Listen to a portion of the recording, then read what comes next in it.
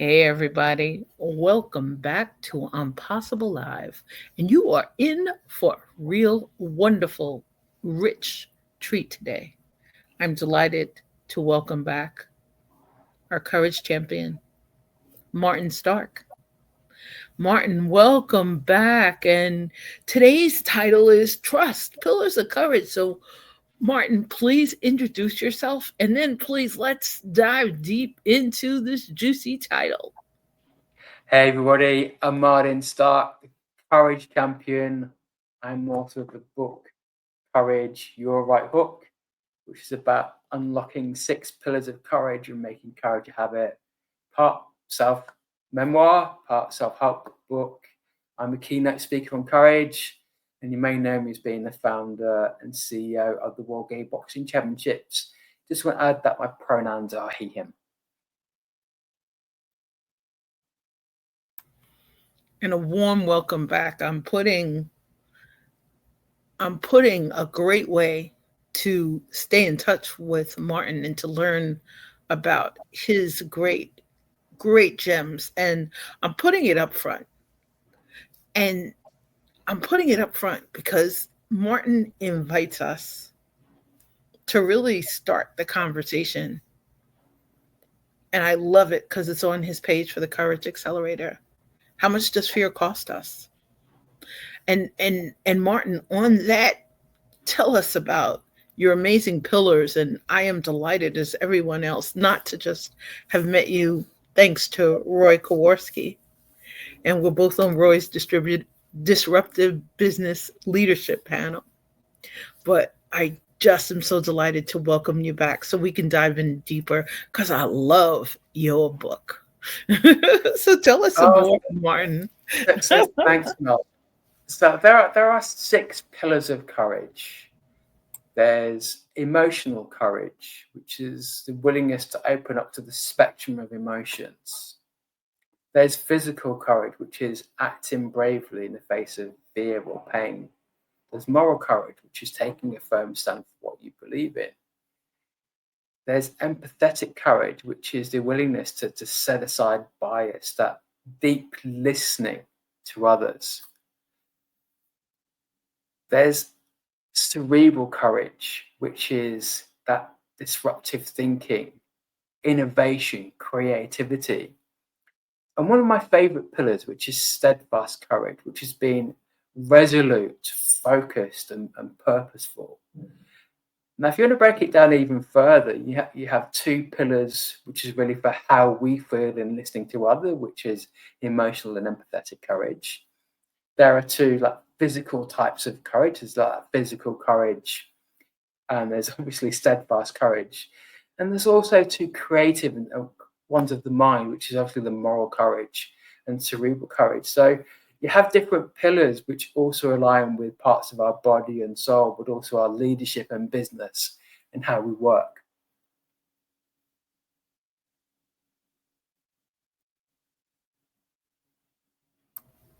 I'm just listening, and I could listen to this wonderful, brilliant gentleman who I'm looking forward to meeting you down under or sometime when you come back our way. I am really looking forward to meeting you. And I think I paused so hard because I think of that last pillar about steadfast courage. We're in a world now, and I've always called it a fragile world. And I mentioned this in a community that I was in for a very short time.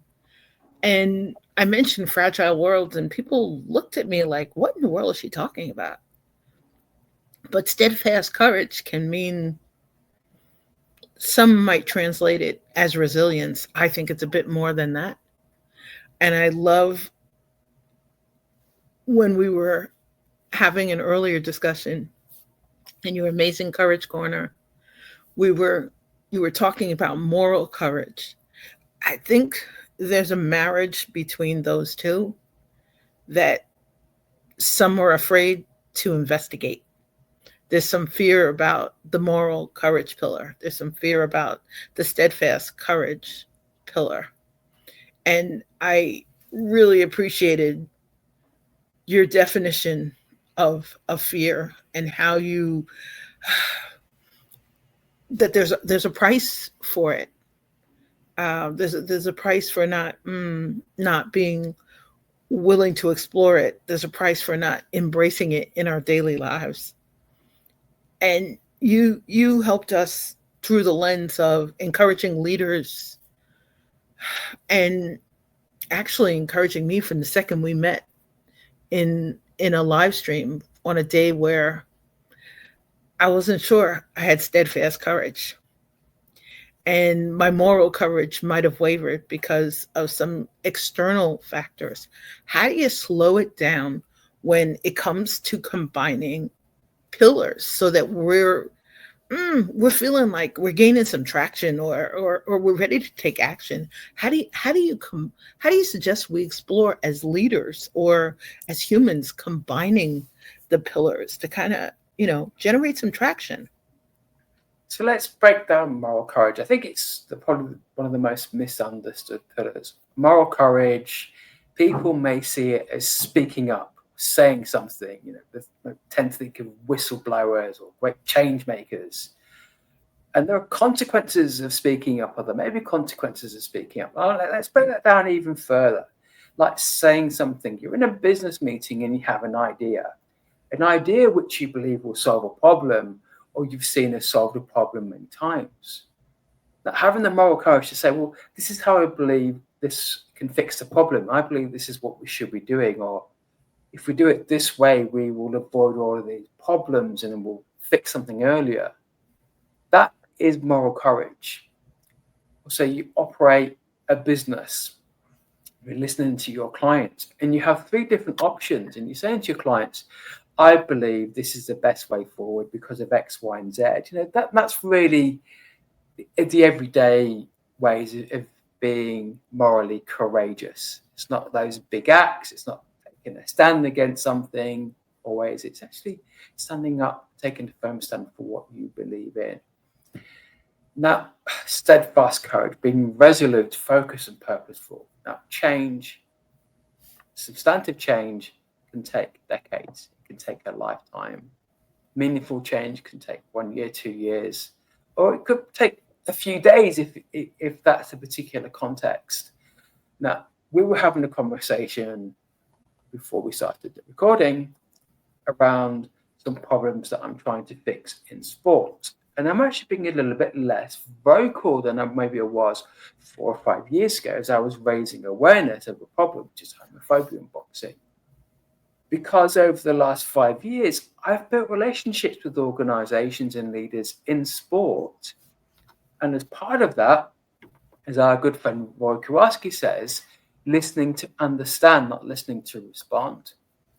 Now, in terms of listening to understand, listening to their concerns, out educating others with this is the actual problem and this is the impact of the problem, and this is what you can do to be an ally and help solve the problem and better support the community.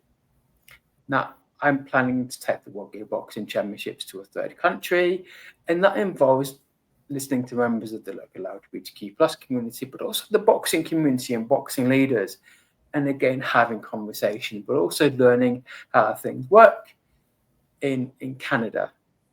I kind of mentioned where I'm thinking about now, but you get the thing, it's not always being, this is unacceptable. There's a time for that maybe, but actually having a relationship, changing from within, having a conversation with somebody, building rapport, building trust, they're far more effective than people complaining on something on social media or causing some kind of short-term outrage. How's that going to actually drive meaningful change? And for me, I've always believed in having a conversation, changing hearts and minds, but also standing for what you believe in so people align with your purpose and then want to support your purpose because they're really rooted in common values, dignity, courtesy, respect. I love that.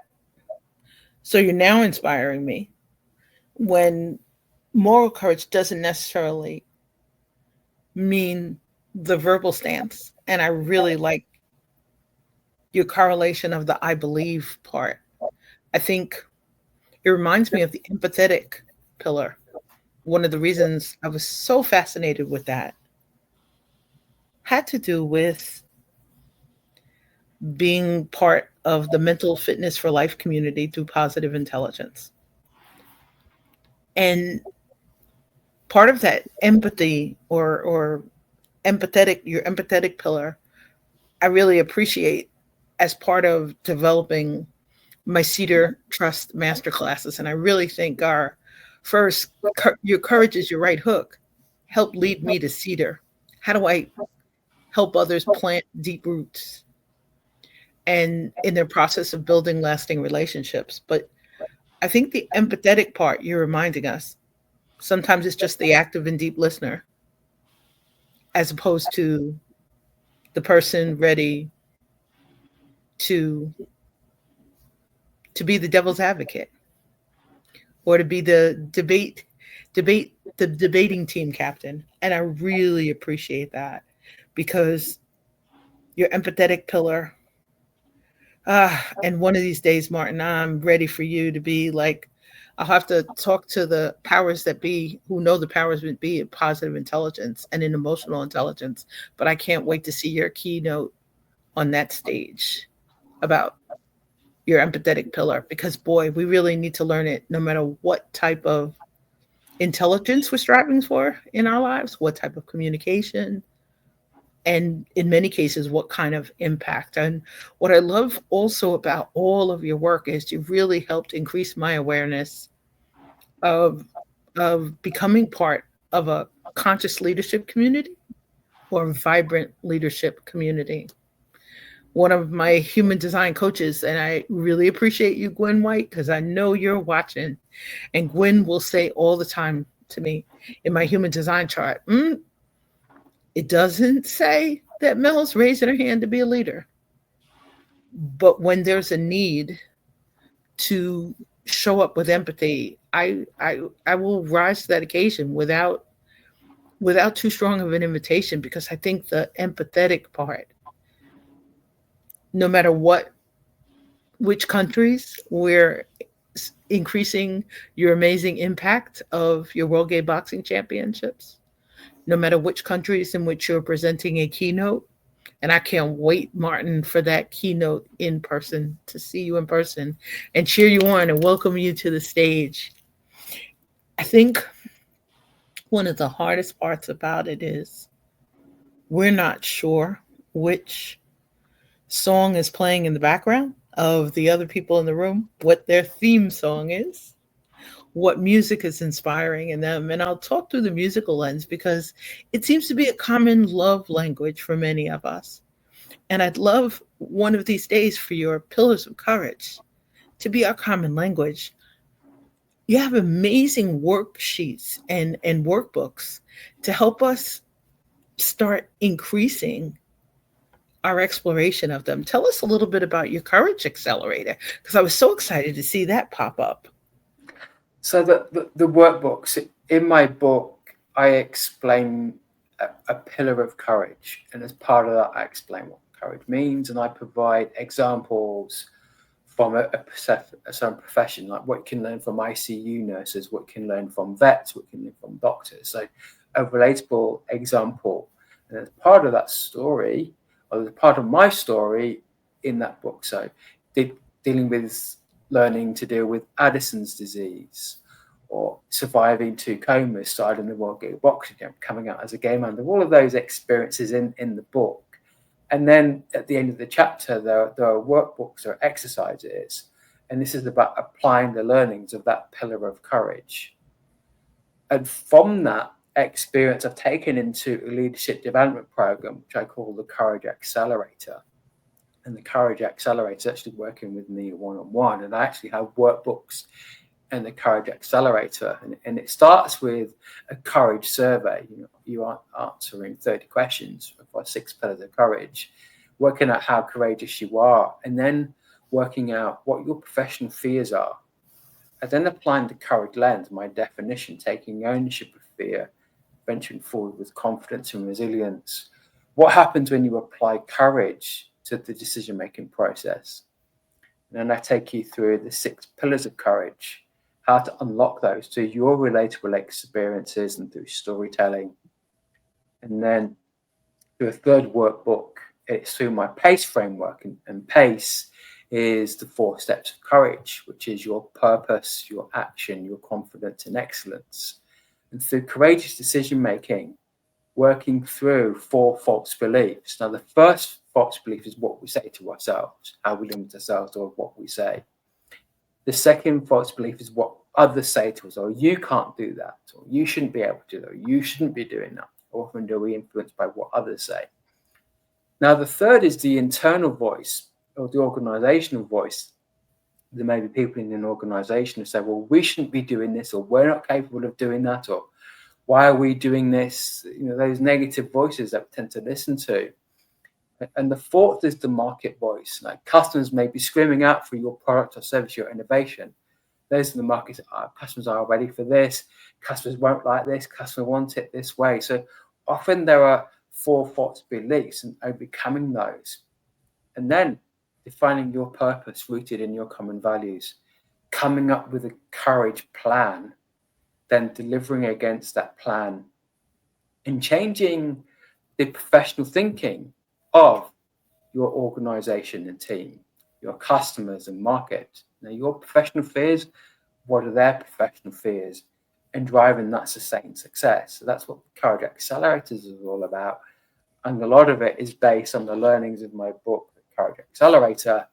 And that's all based around life experience, also 15 years of IT procurement leader and 20 years of working in the corporate world and leading global change in sport. So a good friend of mine said it's basically a book for people working in leadership in corporates and developing their own business without having a psychologist. All of your relatable learnings, all of your life experiences, but also working with others and working with other leaders, helping them overcome barriers. So that's where it all kind of comes together.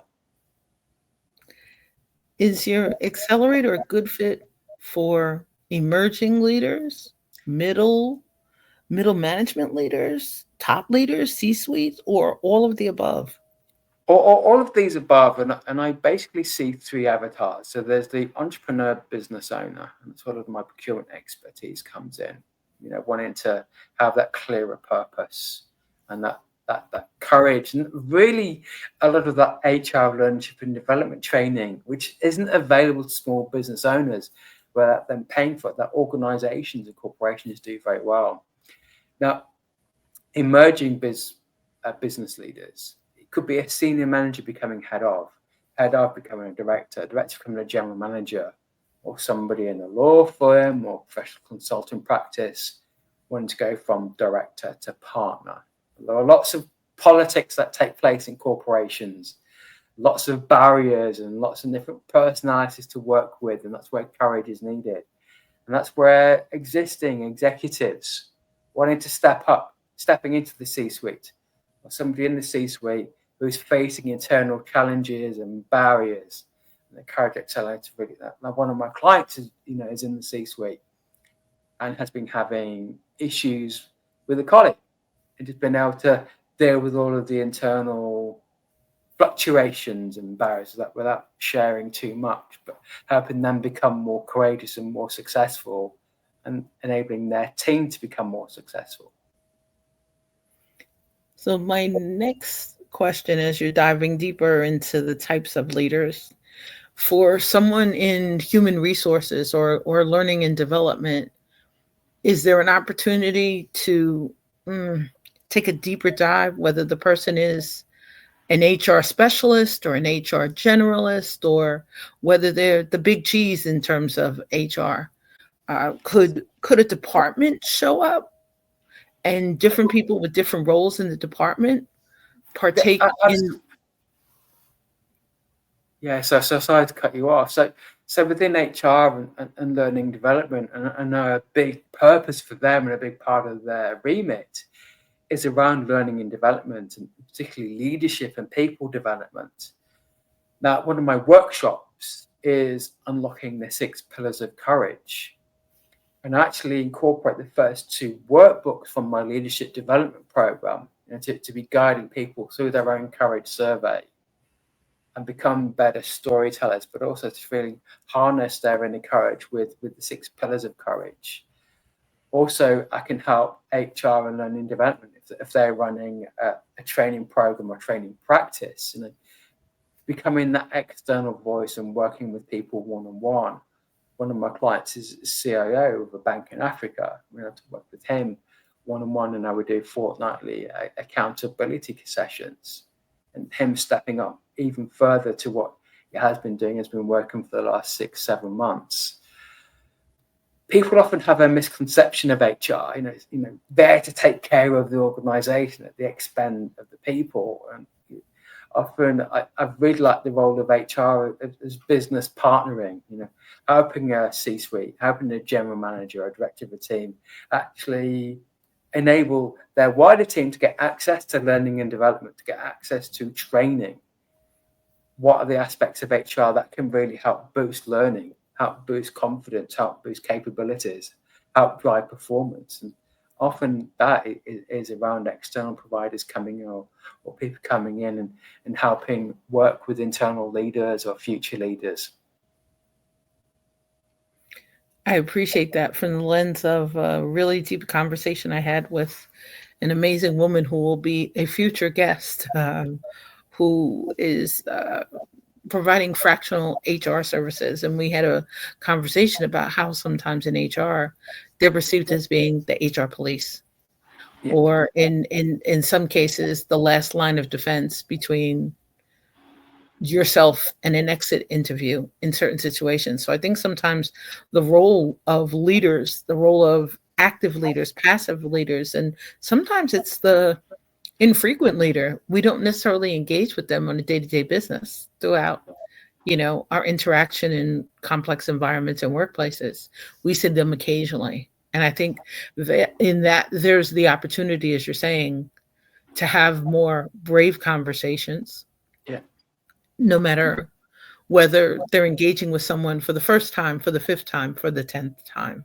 yeah, What I love too about your your accelerator tapping into our core values, and core values from a personal purpose statement, not just the professional purpose statement, and just that opportunity that you give us to kind of align that within your accelerator. So I have to really thank you for pointing that out as one of the key outcomes on your brilliant page, which for anybody just popping in, I want you definitely to have a chance to check this link out, because this is where the solid gold that Martin is talking about is behind here. Here's where the treasure is. And I can say it from the perspective of someone who had the opportunity to meet Martin on a day when my leadership voice, I wasn't ready to raise my hand. I wasn't ready to show up that day. I wasn't ready to share my voice. And I listened to Martin and I said, wow, this is an opportunity to speak to someone who not only really is really honest and transparent about his journey through fear. And I appreciated it because I had just picked up a book that Fred Diamond mentioned. Fred Diamond had interviewed an author, John Knotts, a book, Crossing the Zone of Fear. And I was reading parts of this book, and and and it tied into our earlier conversation, and it encouraged me to sign up with Yvette Bethel for her Say Yes to Me course, which began a really deep journey in self-trust. I think what happens as leaders is we sometimes don't know where to start. We're not sure we're ready to start. We're not sure how to start. I have to thank you not only for reinforcing some of the pillars, but now at least my clarity voice is here from a chance to hang out with you and your beautiful PACE framework, and from working with other amazing coaches who help me understand. I now know when Mel needs help, I now know who to call. And I think sometimes underneath the pillars, under this journey of helping us explore them, we need to know who to reach out to when we need a hand, when we need help realigning or aligning our own pillars. I had to go through a deep journey recently to realign brand pillars as I'm about to rebrand. And I think I just want to thank you for your encouragement because having a conversation with you recently on your Courage Corner about igniting trust, I didn't know how to light it up for others. I was just starting to explore that and being able to align it in your pace framework to slow it down. Because I think the part that I'm going to gonna lean in and ask you someday for help with soon is that personal purpose statement that's grounded in our core values. Because my coach just invited me to do that as part of my next Trust Masterclass series. And I'm like, how do I begin with this? Where do I go? And here is Martin. So thank you, Well, dear let's friend. let's no, thank you very much. As you said, Mel, and let's break that down further. Your personal purpose statement rooted in your core values, and it's a very simple thing to say. And it's one of those things that if you don't have it, it's hard to really explain what you do more than a function. So mine is I'm the courage champion. I help leaders, teams, and organizations make courage a habit. So I help the three stakeholder groups I was mentioning earlier, leaders, teams, and organizations. Leaders, the courage accelerator. Teams, I'm a keynote speaker. Organizations, I'm a keynote speaker. So I can help individual teams and I want you to make courage a habit. I want you to replace fear with bravery. And the best way of doing it is when courage is a habit, it's so much easier. Make courage a habit is like my tagline is 6 pillars of courage to make courage a habit. It's all linked in. Now, that's rooted in the core values of courage, respect, innovation, trust, accountability, all of those things. Now, how often do you see somebody's LinkedIn message? I help you grow your business through 5 simple steps or lead generation. I help you unlock sales through this magic process. Is that a purpose? I would argue borderline. I help you unlock sales. How about I help you unlock your brilliance? I help you unlock something to help you achieve sales. That's where the purpose comes in. I help you unlock your confidence to drive sales and help you remove barriers to drive. There's something more. It's more than a function. It's actually a purpose. And that's really taps into the reason why somebody will buy something from you. Purpose is a strong reason to support a particular company, that their values align with yours. Yes, I support this company because it supports these communities. I support this company because it's doing the right thing when it comes to climate change. I support this company because I know when I buy their products, there's no modern slavery. Child labour isn't involved in the manufacture of these clothes because you're an ethical person. That's where companies want to see themselves as being purposeful. Let's apply that to your leadership. Let's apply that to your business. Do you want to be seen as an ethical person, a trustworthy person, a person who's doing the right thing, that you have integrity? That's where your purpose statement and your being rooted in your core values comes in. Mel does this all the time. She shows up. She shows up with purpose. She shows up being Mel, not being afraid to be Mel, to say what she believes in, to say that who she is and how she helps others. I love that you reminded me of a conversation with Judy Fox, where Judy helped us reimagine our LinkedIn headlines. And that wasn't the primary talk purpose of her talk. But she ended up in a room full of people, and finally there were just about 5 or 6 of us. And we're having conversations about leadership and the word help. And I really appreciate the gems of the conversation. It also helped encourage me because I help is a really common way for us to introduce ourselves, to frame how we assist others. Judy really helped me lean into the word I inspire. Yeah. And I have to thank you because you lead with inspiration and you lead with an invitation to be brave. And I think there's something about that that goes deeper, that just touches deeper, touches the heart, touches, loosens up our throat, gets us more involved to actively participate. But it also reminds us to show up. And that part, I think, under your pillars of courage, knowing that there's the support for individuals, there's a support for teams, there's a support for organizations, there's a support no matter what your generation is, what your gender is, what your culture is, what your stage of life experience, and what your willingness is to participate. It's one of the reasons I love the exercises in your book and in your workbook that was on your website. But I think sometimes people, sometimes in the process of exploring fear, they've got sticker shock. We know we have friends who are sometimes reluctant to reach out for mental health support. And under your pillars of courage, that part about really addressing our fears, some are afraid to do that work outside with the lights on. And I appreciate your invitation and the opportunity. We can do this so many different ways because Martin is available in person. He has his amazing book.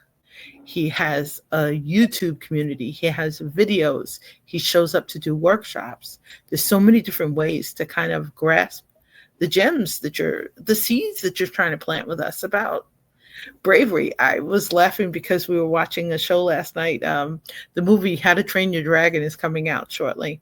And Wow. we smile at it because our joke was about the dragon breathing fire. And I think that's what people felt the position of leadership was, that in some cases leaders could appear to be fire breathing dragons. And you help us slow it down so we're looking at it from a different angle, and we're able to look at the lens of a pillar from the lens of the listener, the lens of the observer, the lens of the active participant, the lens of the human. And I love within your Courage Accelerated that you're bridging the personal and the professional, because that seems to be where so many of us get stuck. It's interesting. I used to be a believer in the phrase work family, and I got burnt. You know, things happen, you move on, and you realize colleagues were colleagues. Some may be acquaintances, not many really last friendship when you leave an organization. You think, maybe we worked 10 years ago. Are you friends with people there? Maybe acquaintances you've got positive relationships with. But sometimes things happen in the workplace, decisions are made, people move on, and sometimes you think, was that a friendship? It was a camaraderie you had.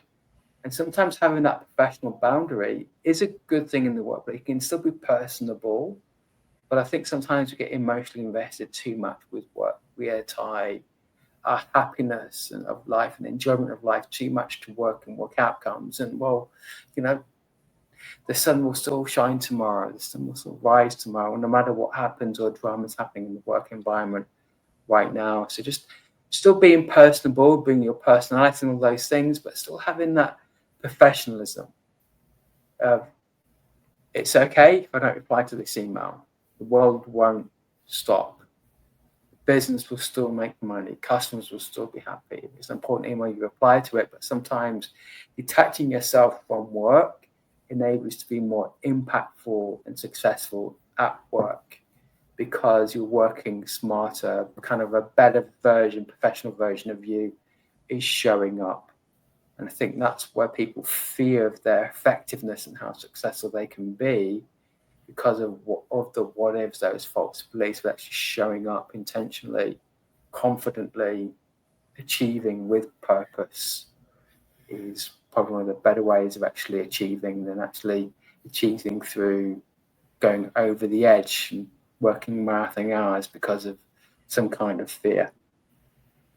Oh, I adore you. Oh my goodness. I think you're reminding me too of the need for healthy boundaries, to maintain them, to, some would say to stretch them in the sense of stretching comfort zones. I had the opportunity of enjoying your amazing presentation at World Playground Summit this week. I can't thank you enough for the invitation, and it was amazing. I loved the organizer who introduced you and his energy. There's something about being introduced by a dear friend, someone who cherishes you, who has watched your evolution, who has cheered on your rise as you elevate your blend and as you increase your impact and share your amazing voice. That conversation for anyone who is looking for game changing inspiration. I enjoyed your summit presentation so much that I laughed because I saw the email come through about the VIP experience and your presentation. I kept saying, Martin, what day are you going to be on? And you're like, And I oh, didn't. I no. did. So, so as way of background and as kind of way of wrapping up, the World Playground Summit was an online 5-day virtual event of LGBTQ plus trailblazers sharing business advice, professional advice for people who want to operate a business from anywhere. So this thing about being a digital nomad, you can operate your business from Singapore, from San Francisco, from Sydney, and providing people to be able to do that. And my talk was basically around borderless courage, you know, courageous decision making, and then how to be impactful and successful on LinkedIn, which I'm an expert in. And I recorded that, and then it was going live, but I didn't know what day it was going live. So Mel was saying, "Oh, that's going to be happening this day." So it kind of went out, and Mel was just being purposeful because she wanted to watch it, and she looked out for the email. So I recorded it about 3 weeks before it actually went out, and that's what happens often with virtual events. Sometimes they're live, sometimes they're pre-recorded. Well, I added being a digital nomad to my priority list. And I said, I said, set another 18 months or so on this goal. I shared it with family because I said, we love to travel. There's nothing like, I miss the old days when we would get our passport stamped, right? But there's nothing like that adventure or that exploration. And I really will go back and invest in the VIP experience because I really enjoyed the perspective, not only with which Martin's framing his presentations, and I love that. I'm positive intelligence, mental fitness.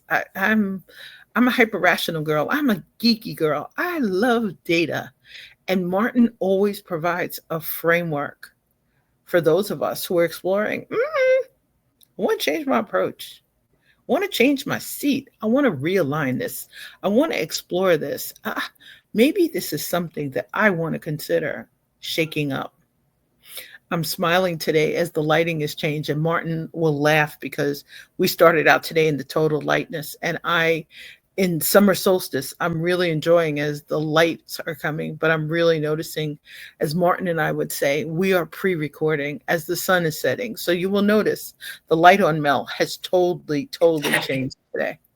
And I laugh because it was a choice or an opportunity, but I'm so excited about any opportunity to have deep, rich conversations with this amazing human who I must thank and raise a glass to.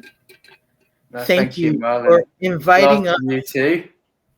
Thank you for inviting us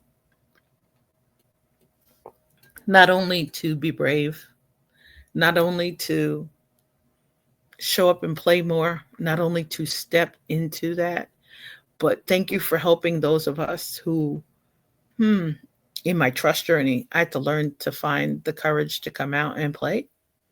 And others thought that I had it before, but I was missing that little missing piece of the self trust journey. So I appreciate your invitation to join you on a bravery journey, on a courage journey, to redefine it and explore it in our own terms and at our own pace. Martin, where are some places? I know you are an amazing keynote speaker. You're a fabulous author. You're an amazing facilitator. You will travel to help others raise awareness.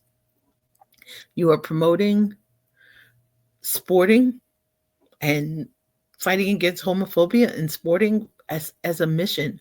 Where can people find you, and what one action step would you like them to take towards introducing you to someone else who needs to know So you can Martin? find me in my book, Courage, You're a Right Hook. You can find me on LinkedIn. I'm very active on LinkedIn on my website, martinstark.co.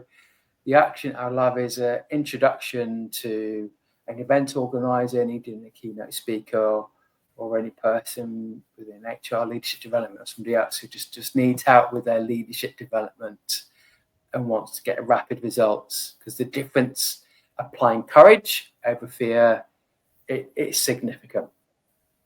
Martin, you also had shared this amazing story recently about a group that you actually invited to perform an activity together, a large room, and you helped them kind of change the energy in the room. Can you share a little more about that for somebody who's looking for someone to light up their bravery and courage journey as a takeaway? So I recently delivered a keynote for a Chamber of Commerce in Sydney. Now, one of the activities I bring for networking is I call Courageous Chairs, and it's based on musical chairs. So, musical chairs, you walk around, the music stops, you've got to jump on the chair. Well, Courageous Chairs is where people network with each other by starting out with sharing a story of courage, a time when you were courageous, and then having a conversation or introducing yourself to each other. So it's a great way. I describe it as having like 500 courageous conversations in 15 minutes or 1,000 courageous conversations in 15 minutes. What difference would that make to you or an organization or networking event? So it's bringing courage into the room through storytelling. That's fantastic. And Martin is an amazing storyteller. My Well, look, dear friend, thank you very much for having me, and thanks to everybody watching. And yeah, please follow Mel too, because she's doing amazing work. So thank you, everybody. thank you all for joining us. Have a magnificent day filled with opportunities and possibilities. Stay safe, stay well, stay inspired, and stay in touch. Take great care. Be well. Thanks again, Martin. Thanks, everybody. Take care.